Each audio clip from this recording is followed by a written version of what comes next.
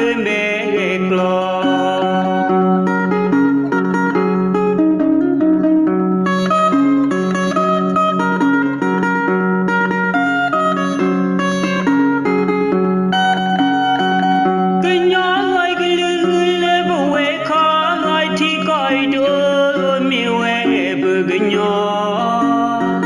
ôi nay chỉ là anh đuôi đùa đừng đã lại bây giờ ở mai nó khó ghê buồn là anh đuôi đùa mi coi nỗi lệ cái rồi nhỏ mẹ ba quay ghê khai ni mò ba xin mua hạt lò gọi tùy thôi lên bề clo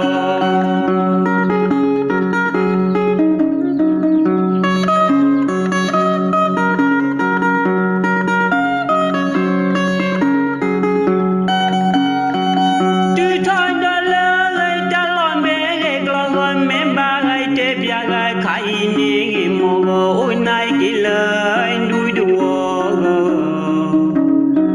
mi quen bây giờ có lời thôi xíu là người ta lòng bé rồi mi quen đã gây yêu có từ thôi nó là người có lời thì nó mi quen có là quá có ôi lối suy lên nghe bữa cái nhỏ có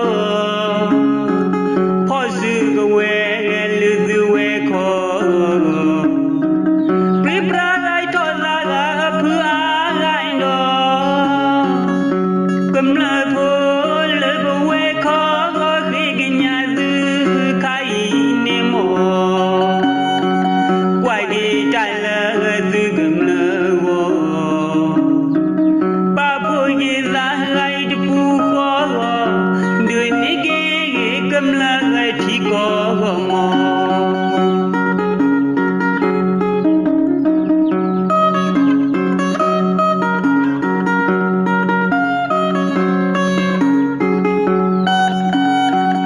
cái nhỏ người cái lưỡi bông quê khó người chỉ coi đưa rồi miêu quê vừa cái nhỏ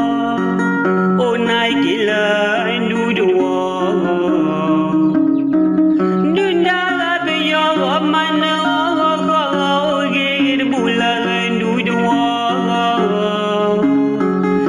coi nụ lệ cái rồi nhỏ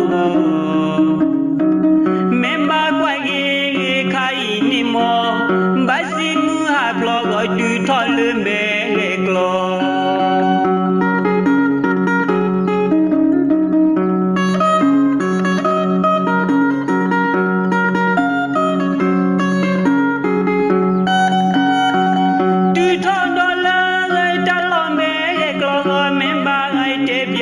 khai ni mò ôi nay chỉ là anh đuôi đùa mi quen bây giờ có người thôi xíu là người ta lòng bé clo rồi mi quen đã gây yêu có từ thôi nó là người có lời thì nó mi quen có là quá có ôi lối suy lên bữa cái nhỏ có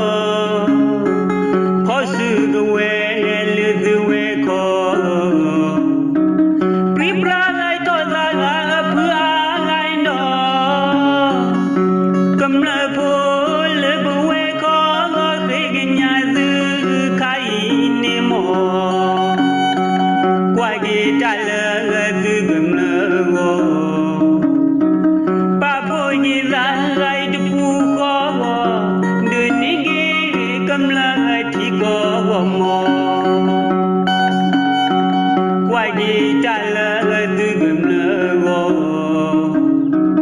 ba phôi gì ra lại từ phù gò đưa ní ghê cầm lời chỉ có